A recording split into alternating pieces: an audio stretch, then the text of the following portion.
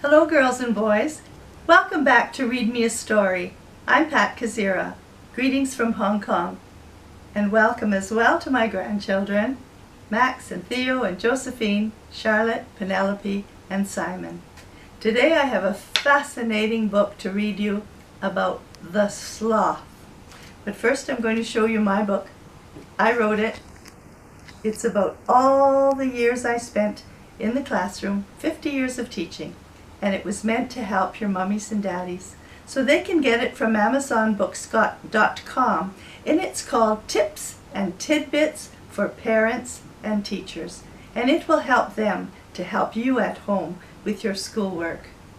All right, back to the book. Here we go. This is another Eric Carle book, girls and boys. I know you love. He's so famous. This one is called Slowly, Slowly, Slowly, Said the Sloth. And this is what Eric Carle said. There is room in everyone's life for a little peace and quiet, and this introduction to an animal that is the epitome of tranquility will be welcome at bedtime or any time. And also, girls and boys, there is a little greeting from Jane Goodall, who is such an expert on animals, especially the chimpanzee and apes, all those kinds of animals, and she knows so much about the sloth. And you know, she visits Hong Kong schools to this day. She's a very, very famous person, so I'm sure that Eric Carle was very happy to have her add to his book. Slowly, slowly, slowly, said the sloth. Here we go. Slowly, slowly, slowly, a sloth crawled along a branch of a tree. What beautiful illustrations again in this book. Slowly, slowly, slowly, the sloth ate a leaf. Slowly, slowly, slowly, the sloth fell asleep. Slowly, slowly, slowly, the sloth woke up. All day long, the sloth hung upside down in the tree. All night long, the sloth hung upside down in the tree. Even when it rained, the sloth hung upside down in the tree. "Why are you so slow?" the howler monkey asked one day. But the sloth didn't answer. "Why are you so quiet?" the caiman asked, but the sloth didn't answer. "Why are you so boring?" the anteater asked, but the sloth didn't answer. "Tell me," said the jaguar, "why are you so lazy?"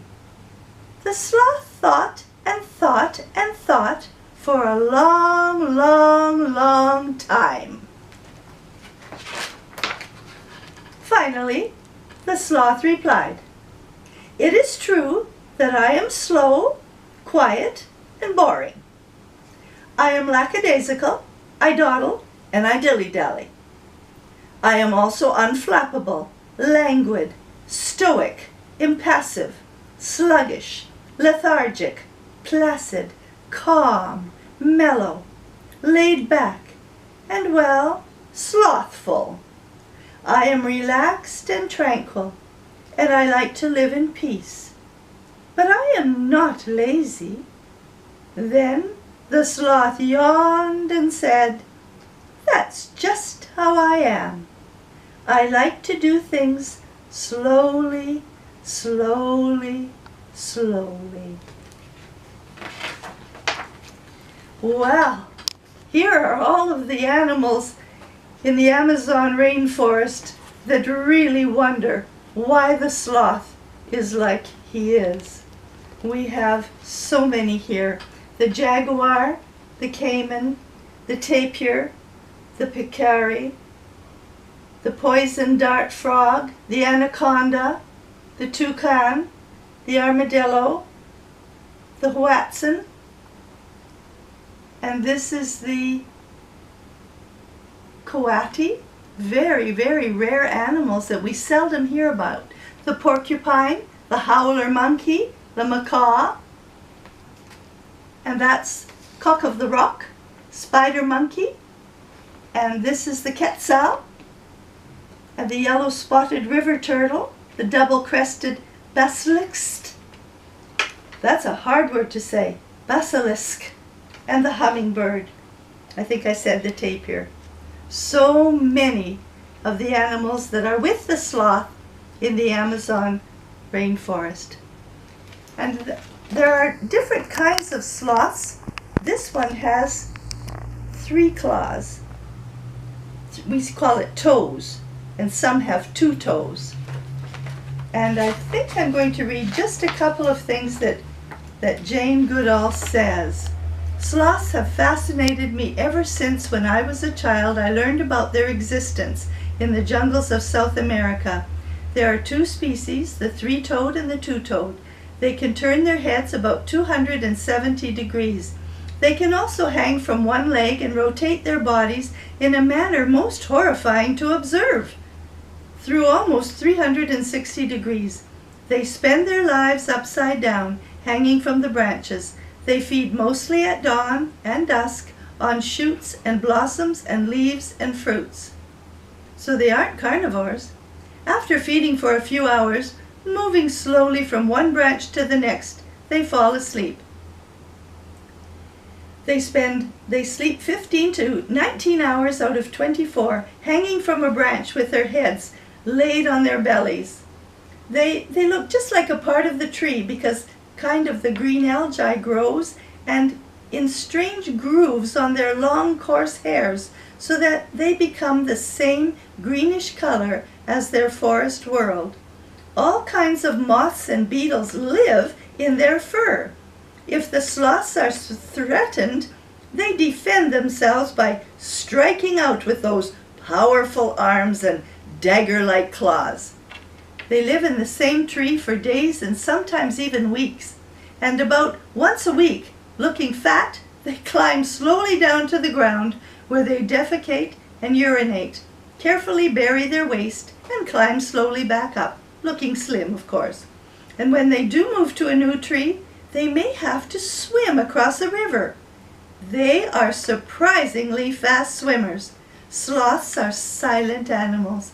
Occasionally they comment on life with a gentle sigh that sounds like ah-ee, ah-ee. When I was a child, says Jane, sloths, although they were sometimes hunted for food by indigenous people, had little else to fear. But today they face the destruction of their habitat, their homes, as forests are cut down for timber or to create grazing land for cattle. I am so delighted that my friend Eric Carle has chosen to write this book about a sloth. It will do so much to make young people aware of these delightful, gentle, peace-loving creatures. And as more and more people care, so there is greater hope that the sloths, along with their forest world and other wondrous creatures that live there, will survive. Well, I think that it's pretty obvious that Eric Carle loves animals. So many of Eric Carle's books are to do with animals. Girls and boys, I hope you learned a lot about the sloth today. So many of us really didn't know a lot about the sloth, so I think this was helpful to all of us. Thanks for joining me, girls and boys, and see you next time for Read Me a Story. Bye for now.